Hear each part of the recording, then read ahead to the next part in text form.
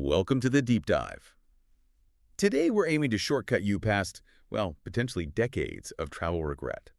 Our mission, as always, is to pull out the wisdom from hard-won experience without you having to go through the actual pain it took to get there. So we're diving into some sources focusing on that moment when a traveler finally figures out how to speak up for themselves. Specifically, there's this one essay subtitled, "How I Finally Found My Voice at the Front Desk." It's really a deep dive into that tipping point, and when you realize you need to stop just enduring the trip, gritting your teeth through the bad stuff, and start actively, well, demanding a bit of joy. Yeah, and what's really fascinating is the core shift in thinking it describes. It's about getting past that checklist mindset. The younger traveler often focuses on accumulation, how many countries, how many sites, how many Instagram posts. Right, been there. But the seasoned traveler, they shift towards alignment. They're not chasing proof anymore. They're looking for meaning, real connection, comfort that actually fits them. And that brings us straight to this paradox that keeps so many capable people kind of miserable on their travels. Okay. Why is it that someone who can negotiate a huge business deal or manage a complex project suddenly just freezes up when faced with, say, a noisy hotel room? They suffer in silence through bad rooms, the wrong food, awful delays, all because of this, excessive politeness. Misplaced politeness, you mean? Exactly, misplaced politeness. They'll endure almost anything to avoid that tiny, maybe 5-second moment of potential conflict involved in making a simple, kind request. Okay, let's dig into that internal shift first. Our source material, this experienced traveler, talks about how their goals for travel completely changed, maybe around age 45. They realized that when they were younger, travel was always this big negotiation, right, between time and money. Yeah. Always trying to find the cheapest, the fastest, most crammed-in option. Precisely. And now the currency is different. It's shifted from negotiation to actual choice. They stop asking, how much can I possibly cram into this week? And start asking, how much can I genuinely enjoy? That makes sense. This writer even admitted, look, they're not chasing the 5-star label anymore. They're chasing the comfortable bed. Doesn't matter the star rating. And they don't want that breathless, minute-by-minute itinerary. They want a quiet little cafe where they can just linger over a coffee until the moment feels right, I think the most powerful idea I took from the source was this concept of trading ambition for attention. Oh, that's a great way to put it. Ambition being that pressure cooker. Right. The must-see 7 museums today and post photos of all of them kind of feeling. Yeah, that constant need to prove you're having the quote-unquote best trip ever. Right. And attention is, well, it's the opposite. It's the quiet stuff. Exactly. It's noticing the light coming through the train window at sunrise, or really getting into a 15-minute chat with a local that maybe genuinely shifts your perspective a bit. Ambition just leaves you wiped out. Right. But attention, that leaves you feeling enriched, fuller somehow. So this wisdom really pushes us to ask ourselves better questions. Like, what do I really want from this specific trip? Is it comfort or is it constant, maybe exhausting discovery? Do I want familiarity or surprise? And crucially, if what you really need is a whole day off from sightseeing just to nap and read a book, Yeah. the wisdom here says that's not failing the trip. Not at all. That's actually maximizing your joy, which, at the end of the day, should be the real goal. Okay, so recognizing your values have shifted, that's step one. But that internal decision, prioritizing alignment, it doesn't mean much if you can't actually act on it, right? Spot on. And that brings us right up against that big cultural hurdle.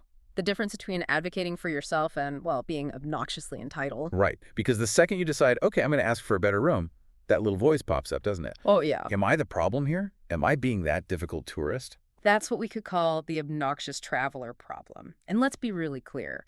Travel is a huge privilege. It's not some basic human right.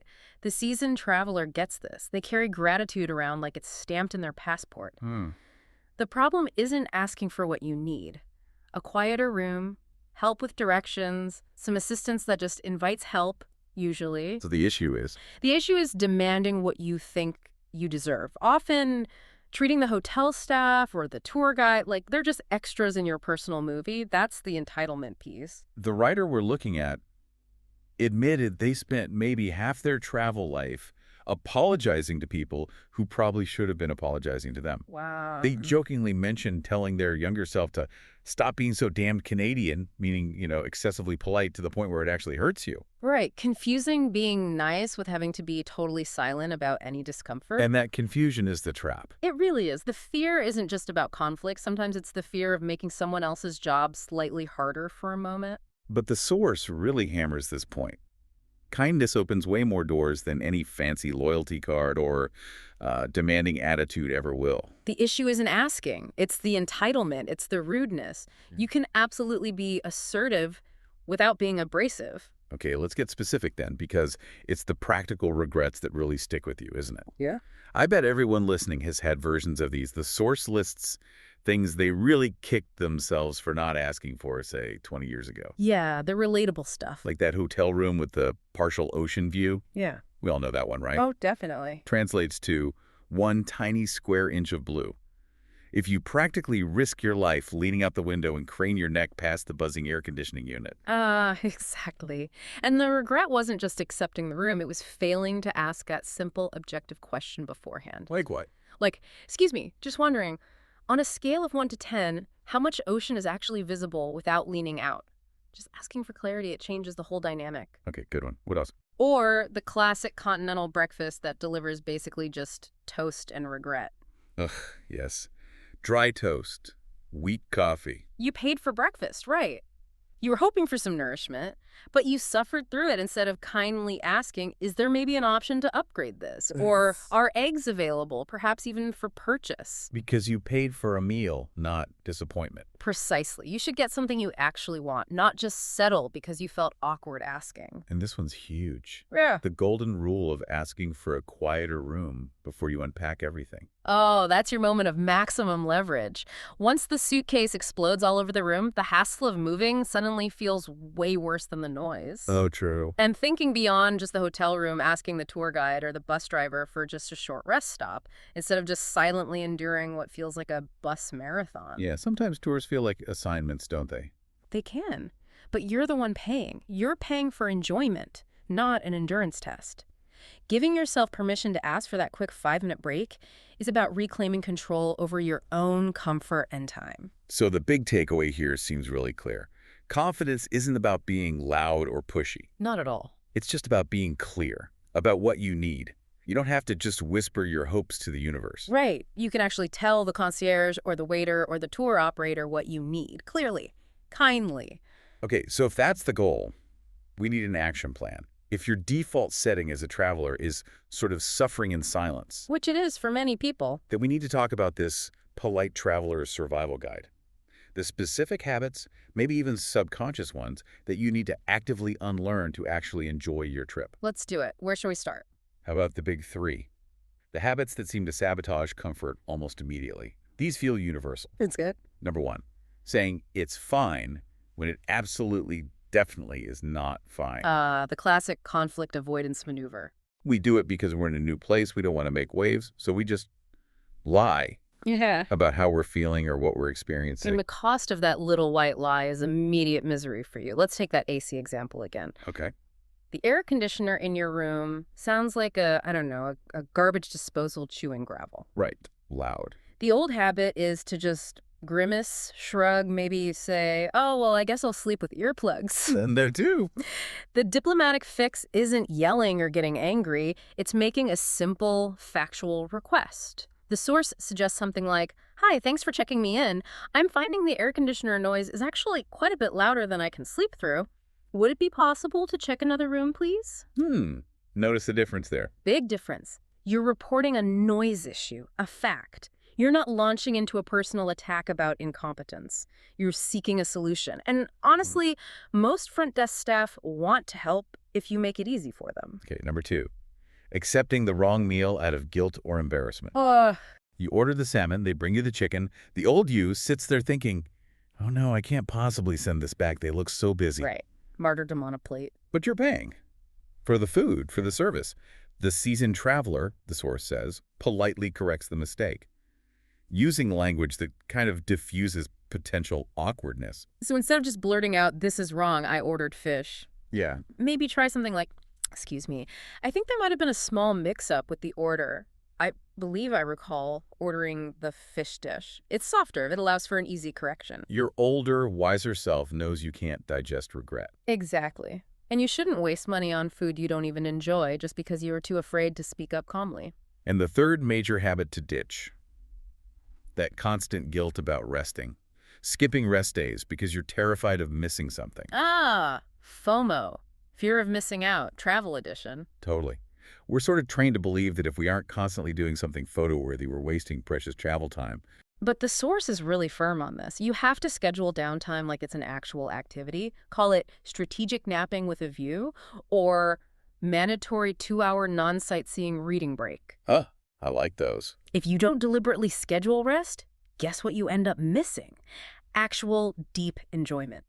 Because you're just running on empty. Okay, those are huge. Yeah. What about setting boundaries Ah. in, like, physical spaces or conversations? Crucial. The source points out a couple of classic polite habits we need to retire right now. Okay. First, mistaking being quiet for being rude.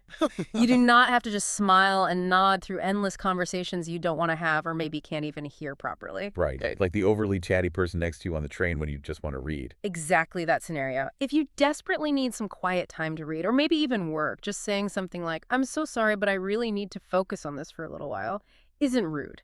It's just setting a boundary. It's self-respect with a passport. It's necessary for your sanity on a long journey. And what about physical discomfort? Like letting your seatmate completely take over the armrest on a long flight. Oh, the silent armrest war. We contort ourselves into these weird shapes just to avoid that tiny moment of potential awkwardness. Never again. The source says a polite but firm, "Excuse me, could we perhaps share the space a bit? I'd just like to rest my arm here for a moment," is self-preservation. Not confrontation. Not at all. You're addressing the behavior, the space hogging, not attacking the person.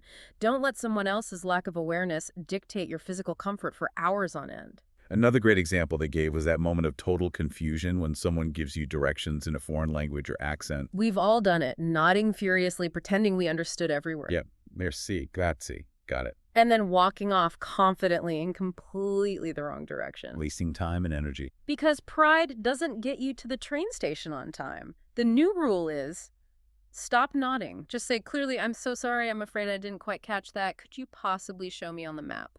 Or even just hand them your phone. Totally. Could I trouble you to just point it out on my GPS here? It saves everyone time in the long run, including the person trying to help you. Okay, and finally, let's touch on the language shift. This feels subtle but important. Getting away from apologizing for basically existing when you need service. Yes, that old habit of starting every request with, "I'm so sorry to bother you, but..." We do that a lot. The new habit, just remove the apology, replace it with proactive gratitude. How does that sound? Instead of apologizing, you start with, "Thank you so much for helping me with this," or simply, "I really appreciate your time on this." Oh, okay. It reframes the whole interaction. It's a partnership, not you imposing on them. It acknowledges their effort without you apologizing for having a perfectly normal, legitimate need. This change in attitude, this language shift, it all seems to feed into what the source calls the Polite Traveler's Rebellion Manifesto. I love that phrase. It's like the new operating system for travel focused on actual joy, not just endurance. Let's quickly run through those key rule reversals. Okay, the big theme is reclaiming your agency. So the old rule was basically, don't be a bother. Keep your head down. Which kept you small, quiet, and often pretty miserable. Yeah. The new rule is ask clearly and kindly, because you simply can't enjoy the journey if you're just silently simmering about everything that's wrong. Makes sense. Next, The old rule was take what you get. Just be grateful you got anything at all. the new rule. Request what you actually need. And here's the kicker, the practical upside.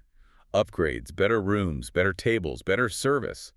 They often go to the people who ask nicely. Not to the silent sufferers who complain on TripAdvisor later. Good point. And maybe the most fundamental shift. The old rule was keep the peace at all costs. Avoid conflict no matter what. The new rule is keep your boundaries. As the seasoned traveler puts it, there's no real peace if you're just pretending everything's fine when it really, really isn't. This whole manifesto is basically a rebellion against mistaking sheer endurance for actual adventure. The goal is joy. Prioritizing joy. You've put in your time pretending things are okay when they weren't. Now, The world actually opens up more when you learn to ask for space, for comfort, for time, rather than demanding it or just suffering without it. Experience is a much better souvenir than exhaustion. So that's it. So as we wrap up this deep dive for you listening, the key takeaway feels simple, but honestly, pretty profound. And maybe surprisingly polite. Which is? It's the most genuinely polite thing you could do for the staff, for your fellow travelers, and especially for yourself, is just be honest about what you need. Clarity helps everyone. Exactly. It minimizes confusion, maximizes efficiency. Think of self-respect as, well, the best travel insurance you can get. And maybe here's that final thought, something provocative for you to chew on as you plan your next trip, or maybe just navigate the rest of your day. If you've spent, say, half your life apologizing for things that probably should have been apologized to you, what's just one request starting today that you'll stop whispering, hopefully, to the universe, and finally, actually tell the concierge, or the waiter, or even just the person next to you, what is it you really deserve?